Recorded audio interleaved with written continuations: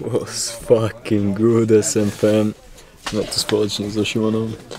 Keď som v minulom videu uvádzal, že cesta do Chivy nebude až taká jednoduchá, toto je presne, čo som myslel.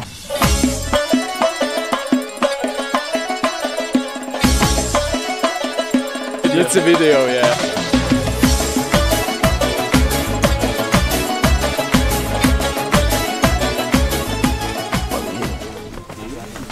Toto je moja posteľ. Je to taká menšia polička v skrini.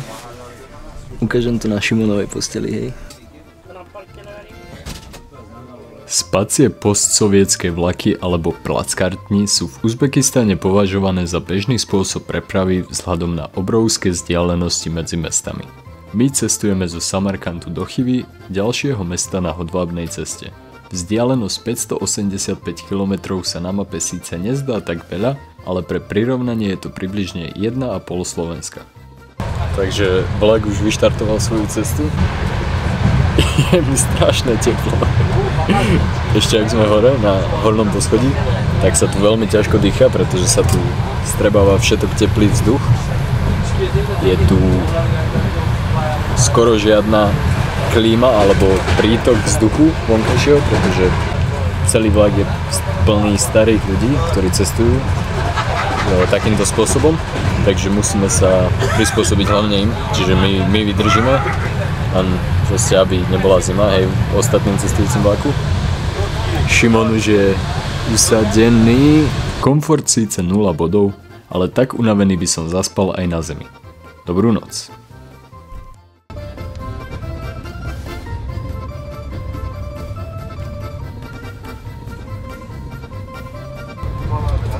Takže dopriali sme si krásnych 3,5 hodiny spánku, takže o 5:00 zasvietili svetlo, takže všetko, že 0 bodov spánok. Slnko ešte nevyšlo. Šimon už je hore.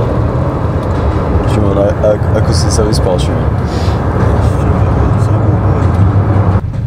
Ale aj napriek nulovému spánku túto noc je to stále výborný zážitok a skúsenosť.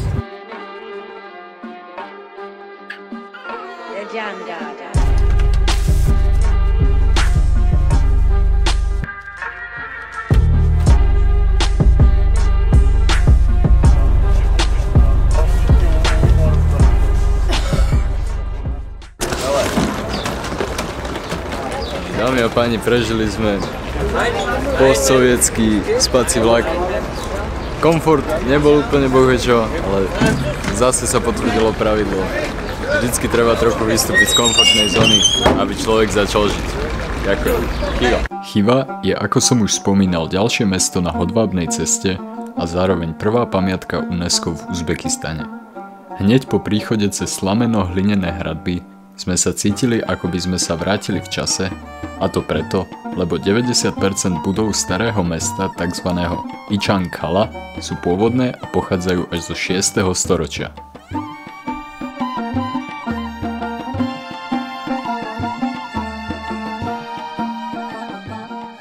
Sme tu späť so Šimonom, nachádzame sa v krásnom meste Chiva.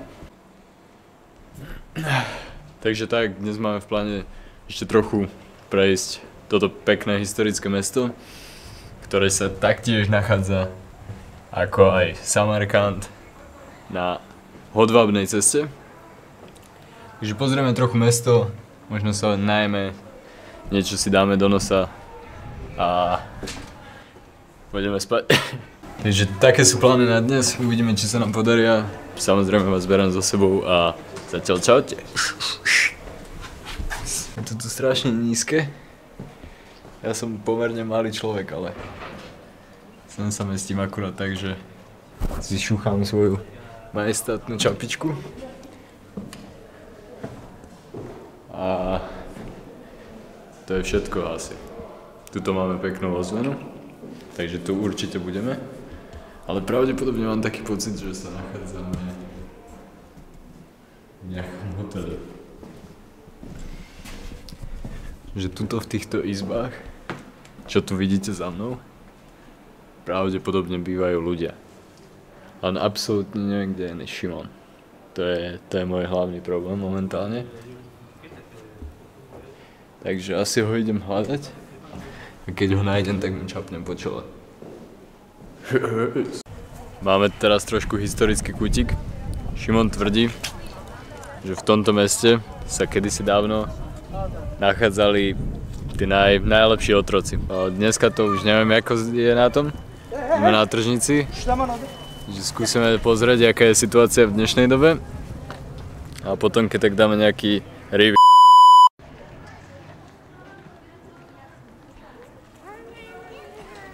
Momentálne sme opustili staré mesto, pretože Šimon nás zavolal, že vonku je to najlepšie, že treba ísť von. A teraz sme zistili, že na to, aby sme sa dostali naspäť dovnútra, musíme platiť 150. Ale nemusíme, pretože tuto trochu parkours. A je to tam, vieš, takto zarobených, čiže ušetrených 300 000 sumov. Čo je, neviem, nejakých 20 eur, dajme tomu. Takže len tak, vieš, čo si ušetril, to si zarobil.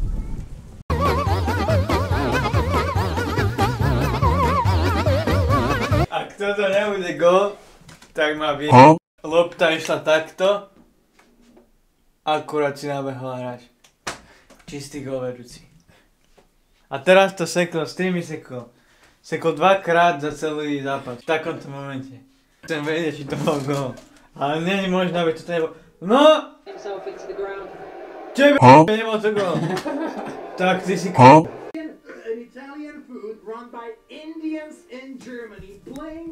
Na večer ešte trošku Petra pozrieme, najväčšiu inšpiráciu a ideme spať. Čaute, dobrú noc.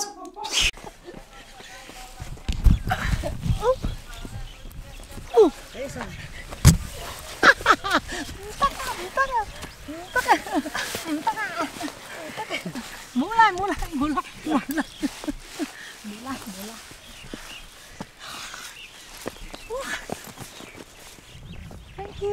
Thank you so much. Oh, thank you so much. Thank you so much.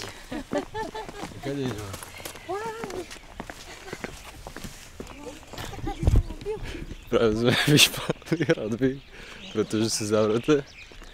A včera sme si povedali, že keďže sme nestihli západ slnka z tohto nádherného miesta, tak že východ určite stihneme. Lenže hradby boli zavreté a že až od 8, tak sme si povedali, že to máme. A ideme to vyšpať. Pomohli sme tam aj našim azijským kamarátkam. To je život toto. Je dosť pravdepodobné, že to, čo sme spravili, je trošku nelegálne, ale za tieto výhľady by ma mohli kľudne zavrieť.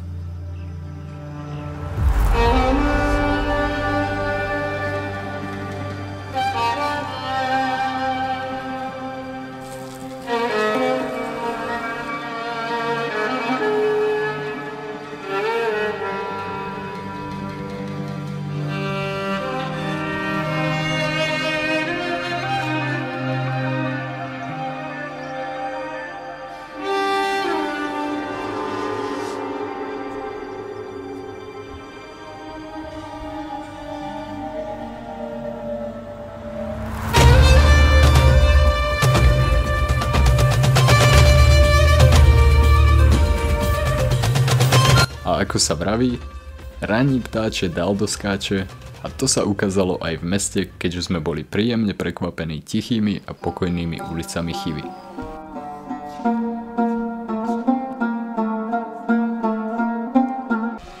Takže oficiálne deň druhý z mesta Chiva. Dnes sa s ním budeme bohužiaľ musieť rozlúčiť. Včera večer som spomínal, že chceme stihnúť západ slnka, ktorý sme nestihli, pretože sa hrala Premier Liga, takže sme museli ísť pozerať. potom večer sme sa rozhodli teda, že keď už sme nestihli západ slnka, tak sa pôjdeme ešte na večerať. Nebral som si za sebou kameru, pretože chcel som si toto mesto trochu užiť. Pretože podľa mňa je to najkrajšie mesto, ktoré som navštívil zatiaľ. Tak sme sa rozhodli, že už nebudem večer točiť, že už sa to neoplatí. Dnes si ešte trochu pozrieme nejaké zaujímavosti.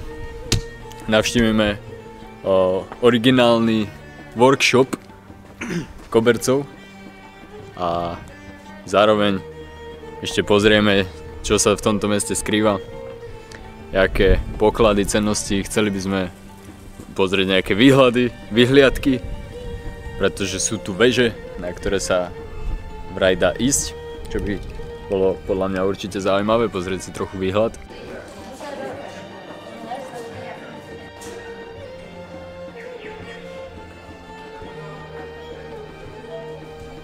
Koberce sú neodlučiteľnou súčasťou uzbeckej kultúry a tu v Chive to platí 100-násobne.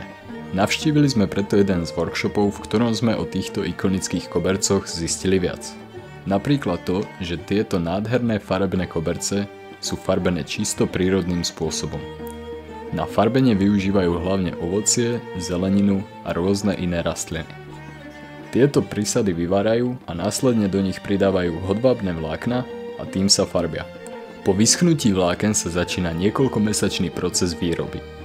Povráva sa, že čím viac lásky človek v sebe má, tým lepší a krajší koberec vyrobí. Určite je vám všetkým jasné, že tieto koberce sú dosť lukratívna záležitosť a niektoré majú hodnotu až tisícky eur. Preto radšej potichu odkráčame pred tým, ako nejaký poškodíme.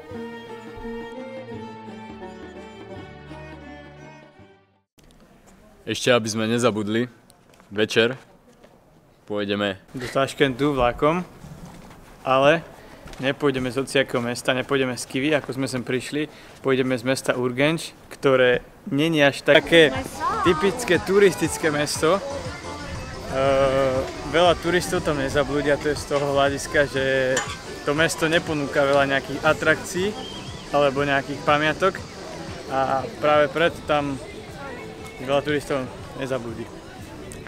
Takže rátame s originálnym lokálnym zážitkom trošku, pretože zatiaľ všetky mesta, čo sme navštívili, boli krásne, ale už turisticky prebadané, pretože chodí sem veľa autobusových zájazdov z východnej Ázie alebo z Ameriky, takže už tu turistov veľa bolo, síce nie slovenských, čo sa nám potvrdilo u viacerých ľudí, ktorých sme sa pýtali, ale turisti tu už boli.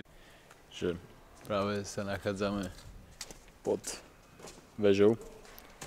Zistili sme ale, že vstup stojí 10 eur na 10 minút alebo koľko to bolo, čo mi príde extrémny turistrap. Takže sme si povedali, že kašleme na to, keďže tento celý výlet je dosť budget friendly a ten lístok na väžu na 10 minút by mal rovnakú hodnotu ako 14-hodinová cesta vlakom. Ale je to veľmi nebezpečná krajina, čo sa týka celej tejto Strednej Ázie a rozmýšľali sme o tom včera so Šimonom a sme sa o tom rozprávali, že asi prestaneme cestovať už. Na dobro, pretože je to veľmi nebezpečné. Včera ma oklamali o 3,50 a nemám toľko peniazí, aby som 3,50 mohol len tak niekomu rozdať. Je to smutné, že takto funguje. Koľko k tomu myslím? Je to tak. Necestujte určite. Je to fakt nebezpečné. Treba radšej ostať vždycky doma. Treba si láhnuť doma na sedačku, pozrieť si dokument, rozložiť si čipsy. No tak, kúkať dokumenty radšej. Tak, presne. Vidie vás to lacnejšie. Neminiete žiadne peniaze v podstate. Ste v pohodlí domova, nemusíte sa ani pohnúť. A zároveň sa vám nič nestane. Maximálne si preležíte chrbty. Takže tak, určite necestujte.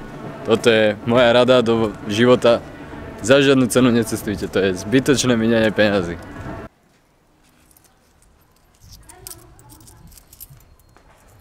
Nie, je to malinký, no. On je úplne.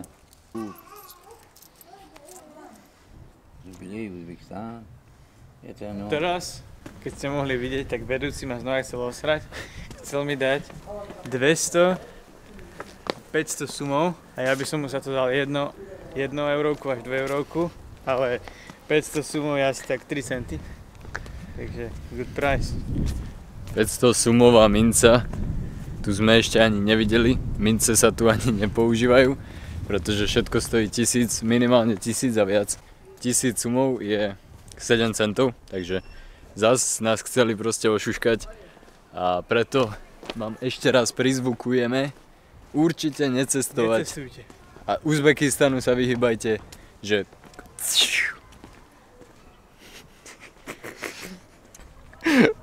Počúvaj, toto tam normálne nechám?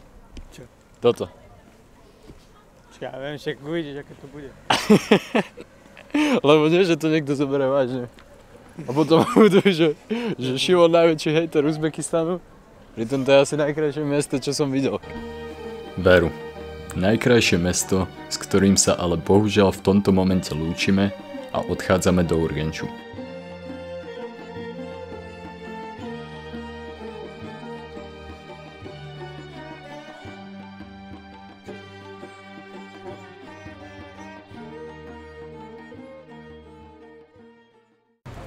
Takže po 45-minútovej jazde taxikom sa konečne nachádzame v Urgenči. Taxík nás stál koľko? 100 000? 100 000 sumov. 100 000 sumov, čo je v prepočte nejakých 7 eur, čo na Slovensku nemáme ani za 10 km. A nachádzame sa v Urgenči, ktoré keď som vravel, že trochu lokálnejší zážitok, tak som myslel niečo takéto, ako môžete vidieť za mnou. Budovy už tu nevyzerajú tak pekne ako zatiaľ, čo sme videli, ale myslím si, že aj taký Uzbekistan určite treba vidieť. Tu sa nachádzame pred lokálnym marketom, ktorý že vraj je veľmi dobrý a taxikár nám povedal, že určite by sme ho nemali vynechať. Takže trochu si toto pozrieme, niečo natočíme, peniaze nemáme, takže moc toho nekúpime.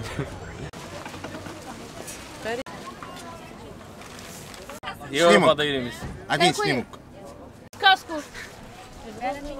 Сейчас сказку.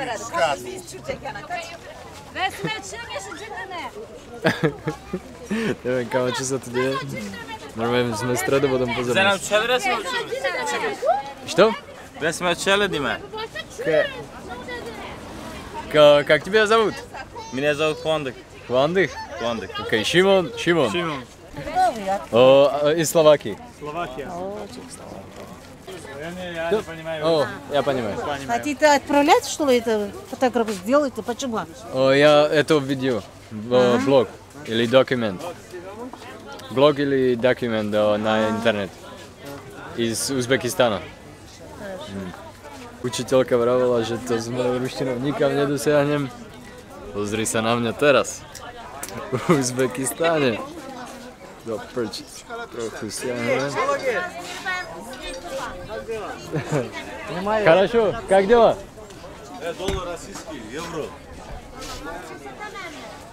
Na týchto pouličných šmelinárov treba dávať veľký pozor, keďže vám dosť pravdepodobne vymieňajú ilegálne peniaze, kvôli ktorým ich vie polícia neskôr skonfiškovať.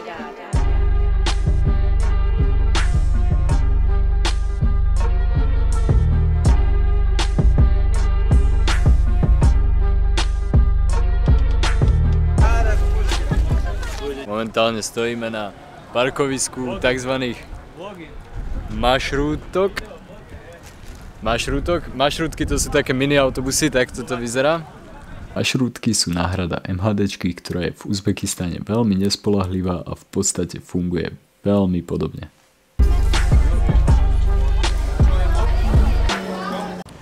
Tak ďalší z postrehov, že v tomto obchode, teda v tomto bazáre, alebo jak by sme to nazvali, vôbec sa nepredávajú suveníry. Akože suveníry 0 bodov. Toto je v podstate celý tento komplex je ako keby taký supermarket.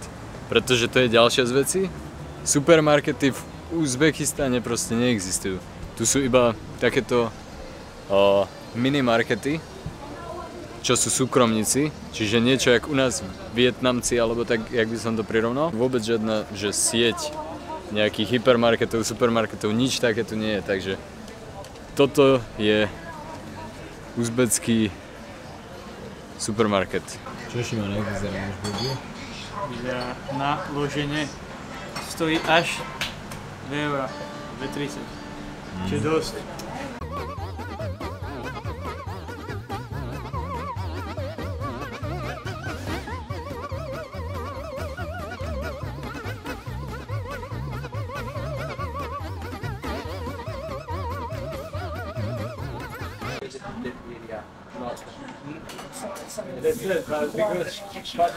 Proste funny little interactions.